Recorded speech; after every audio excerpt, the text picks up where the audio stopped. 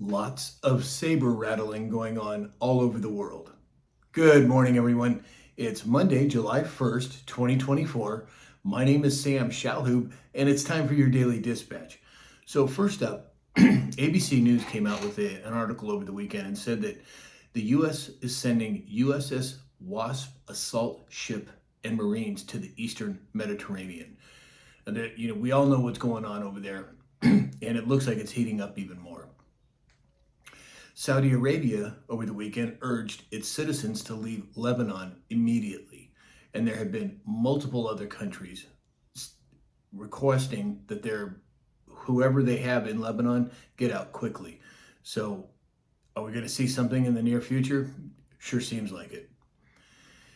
Now, with all that happened in the debate last week, the presidential debate, I found this little synopsis from Dot Connecting Anons very interesting, and I thought I'd read it.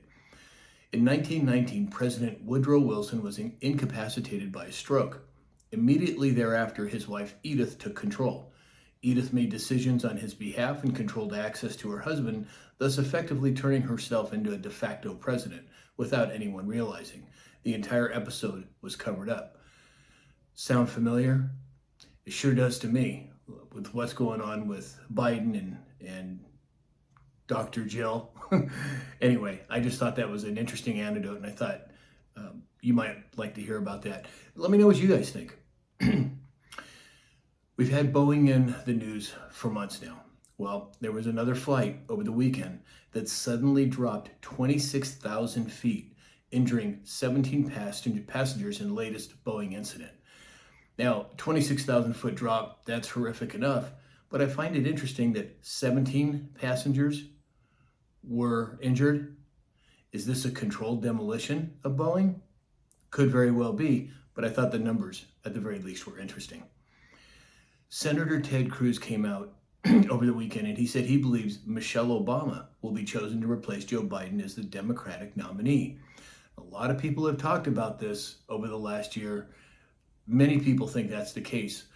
I personally don't see it, but again, I don't know. I would love to hear what you guys think. Who do you think, if Biden drops out or passes away or whatever, 25th Amendment, who do you think are they going to insert into that position?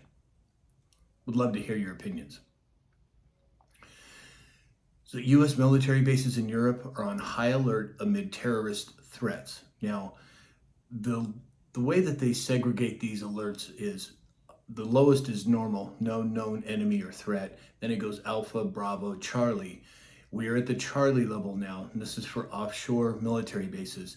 And Charlie is imminent threat of terrorism. So again, I don't say this to fearmonger. And again, this is offshore, but it could have consequences here. So as always, keep your head on a swivel. It's always best to be prepared.